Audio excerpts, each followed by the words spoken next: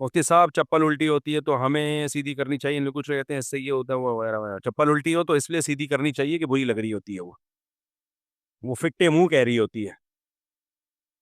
آم کے چھلکے بھی جب ہم کھاتے ہیں نا، کچھ لوگوں کی عادت ہے چوس چوس کے ایسے ہی رکھ رہے ہوتے ہیں، بھائی الٹا کر کے رکھو، نہیں آئی میرا خیال ہے بات۔ اجتماعی طور پہ جب آم کھا رہے ہوتے ہیں چھلکے چوس چوس کے، بعض لوگ پلیٹ میں ایسے رکھ رہے ہوتے ہیں، چوسا ہوا حصہ اوپر ہوتا ہے، برا گھن آتی ہے اس سے۔ کچھ محفل کے کچھ آداب ہوتے ہیں، کچھ تمیز ہوتی ہے، تو میرے سامنے کوئی کھا رہا ہو نا، تو اگر کوئی میرے جیسا میرے لیول کا ہو تو میں اس کو بولتا ہوں بھائی بڑے بزرگوں تو میں کچھ نہیں کہتا، تو اس میں یہ کہ بھائی اس کو الٹا کر کے رکھ دو۔ اچھا بعض لوگوں کو یہ عادت ہوتی ہے کسی کا جھوٹا کھانے کی، بزرگ ہیں، اب آم تو ہم نے چوسا ہوا ہے، وہ کہہ رہے ہیں آپ کی چوسی کی گٹلی میں کھاؤں گا، مجھے گھن آ رہی ہوتی میرا تھوک کیوں چاٹ رہا ہے بھائی تو؟ آپ کو عقیدت ہے لیکن انسان کو خود بھی نہیں چاہتا نا کہ میری گندگی کوئی کھائے، تو یہ بھی ایک گھن والا عمل ہے۔ کسی بزرگ نے بھی گٹلی چوس کے پھینکی ہو، بس نہیں چوسو اس کو۔ جھوٹا پینا میں تو کوئی حرج نہیں ہے، وہ تو نارمل ہے، لیکن گٹلی بھی چوسی بزرگ کی، وہ آپ چوس رہے ہو، تو بزرگ میں بھی اگر صفائی پسند ہوگا نا، اس کو اچھا نہیں لگے گا۔ انسان اپنی گندگی کو چھپاتا ہے، تو اسی طرح اپنا پسینہ یا اپنی گٹلیاں چوسی ہوئی اچھا نہیں لگتا کہ کوئی کھائے، تو اس لیے عقیدت میں ایسا کام کرنا جس سے عقیدت ہے اسی کو تکلیف ہو رہی ہو، یہ برا عمل ہے۔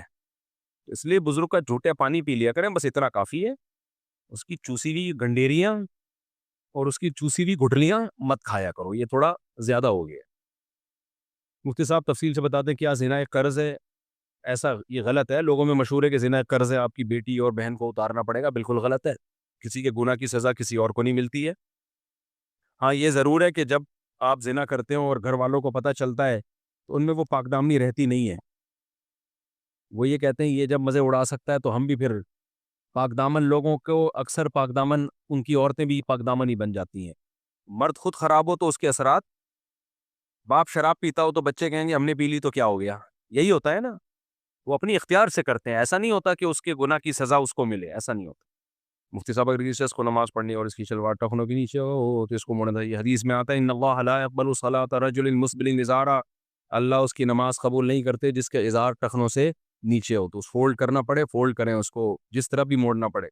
یہ ایک نیا شوشہ چھوڑ دیا بعض مولویوں نے کہ فولڈ کرنا جائز نہیں ہے، عجیب سا نکال لیا ہے۔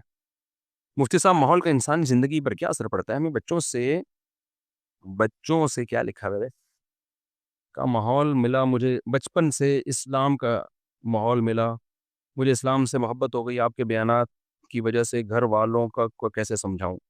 ان کو بھی میرے بیانات سنانا شروع کر دیں،